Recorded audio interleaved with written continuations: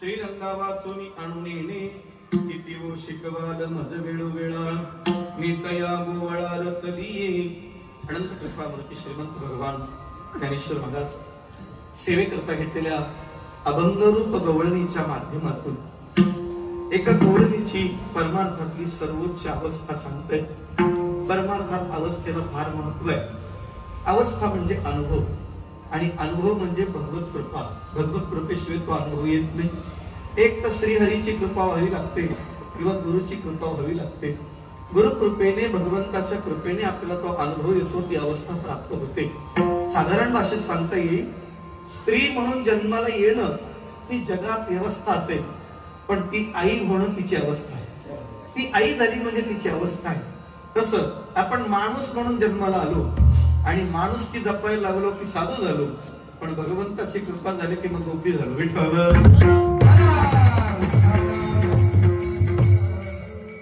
आहे, भाव आहे, अवस्था आहे. एक परमार्थात एक सर्वात श्रेष्ठ सुंदर अवस्था आहे, गोड अवस्था आहे. याची गोडी काही जणांनाच आहे, सगळ्यांना नाही. मनुष्याणाम सहस्रेषु कश्चिदपि सिद्धये यदतामपि सिद्धानां कश्चिन्मा वेत्ति तत्त्वतः तत्त्वतः कश्चिन्मा.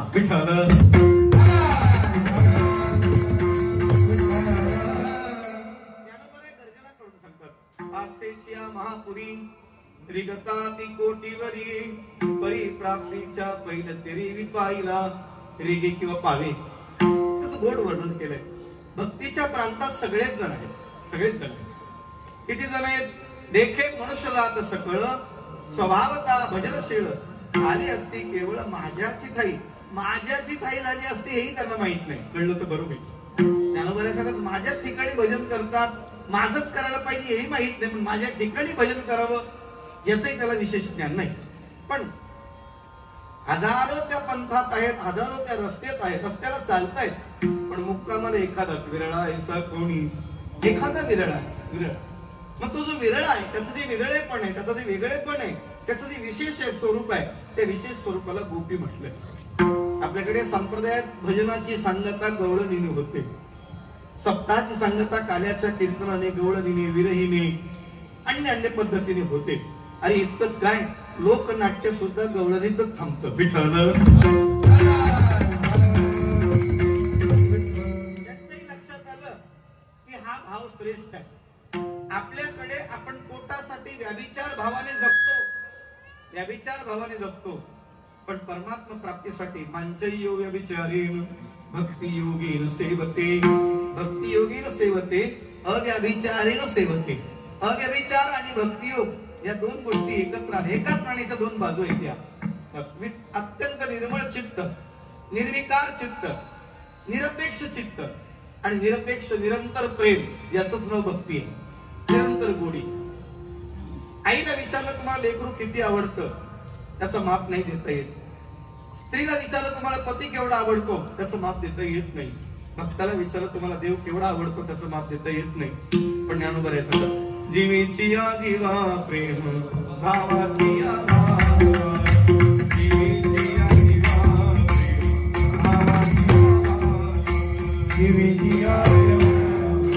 भावाची या भावा, जीवेची या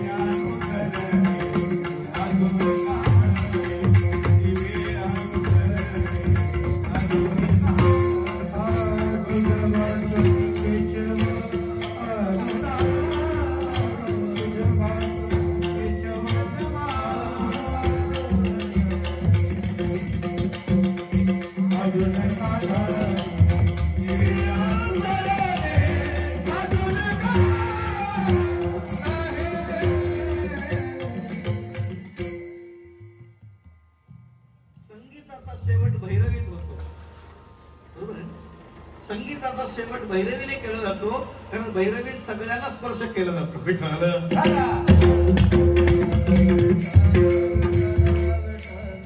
भक्ताचा शेवट गोपी भावात झाला पाहिजे, तो गोपी भावाला प्राप्त झाला पाहिजे.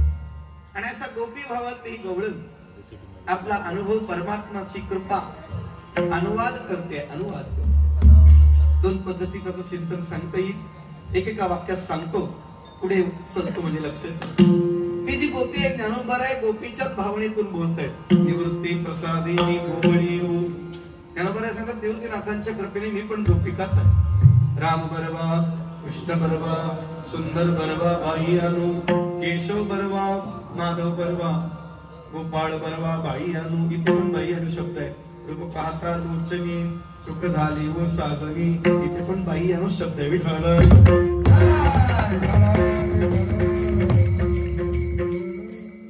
दिसायला पुरुष आहेत पण आहे स्त्री. या जगात स्त्री पुरुष या दोनच जाती आहेत, पण सर्वात श्रेष्ठ जाते स्त्रियांची. स्त्रियांची जात का म्हणायची, कारण ती भावनेने भगवंतापर्यंत पोहोचते.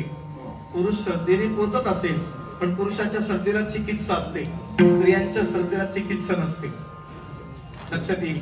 ऐकले तुम्ही, दुसरं काही येत नाही म्हणून ते सांगतो. आपल्यासारखा कोणी व्यक्ती बघितला गंध लावल्यानं उत्तर घातलेला, की कुठल्याही स्त्रीला सांगावं लागत नाही नमस्कार करा म्हणून. ती सहज समोर येऊन नमस्कार करते, लांबून कावून नमस्कार करते. आणि ती जर म्हटली, महाराज इथं जवळच आमचं घर आहे, आमच्या मालकांना पण दर्शन घ्यायचंय, चला 2 मिनिटं घरी. जर आपल्यासारखा व्यक्ती त्यांच्या घरी गेला आणि त्यांनी सांगितलं उठा उठा महाराज आलेत, त्याला नमस्कार करा, तर तो पहिला प्रश्न विचारतो, कुठला महाराज आहे? त्याला काय येतं? त्याला काय येतं? विचार सागर, विवेक चुडामणी, विचार चंद्रोदय, पंचदशी काही येतं का? पुरुष म्हटलं की चिकित्सा आहे, आणि स्त्री म्हटलं की श्रद्धा, भावना आहे. तिला असं ती विचारत नाही, महाराज तुम्हाला हरिपाठ येतो का? तर मी पाया पडेल. नुसता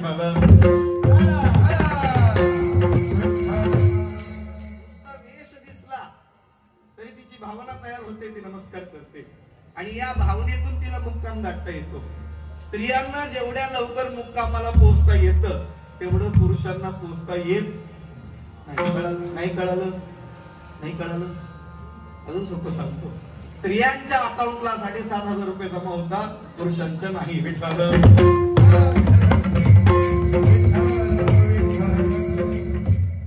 बहिणीचं नातं लावलंय ना, काय करतात? अजून थोडं पुढे जाऊन सांगू. दिवाळी त्या 7,500ला धक्का लावला नाही. विठ्ठल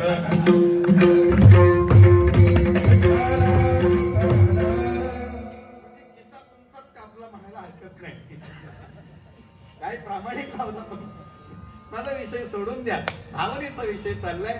भावनेला हात घातला की मुक्कामापर्यंत पोहोचता येतं. भावबळी आकळी एरवी नाकळे, आमचे गुरुजी गोड सांगतात.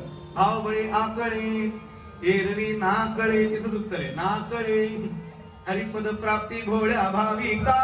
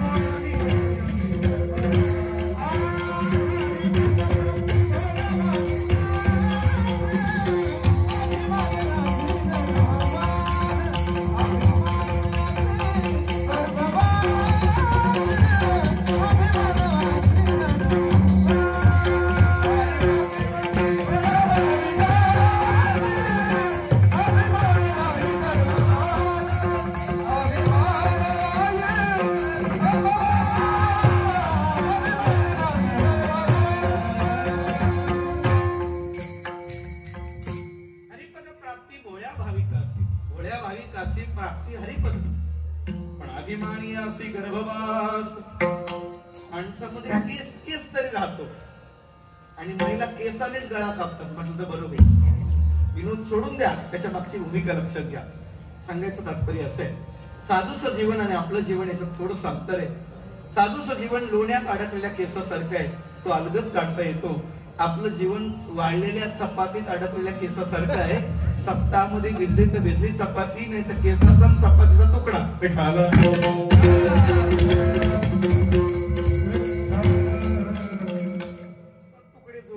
तुकडे करणं सोडून द्या आता, तुकडे जोडले पाहिजे. भगवान ज्ञानोबर आहे त्या गोपिकेची भूमिका सांगतायत. त्या भूमिके संबंधाने दोन पद्धती सांगते. भगवंत ज्याच्यावर कृपा करतात ना त्याचं बाहेरचं बदलत नाही, आतलं बदलतं. आणि लोक बाहेरचं बदलण्याचा प्रयत्न करतात. जे लोक बाहेरच्या गोष्टीला महत्व देतात, बहिरंग गोष्टीला महत्व देतात, त्याला जग म्हणा, लोक म्हणा, संसार म्हणा. आणि जो अंतरंग आतल्या गोष्टीला महत्व देतो त्याला साधू संत म्हणावे.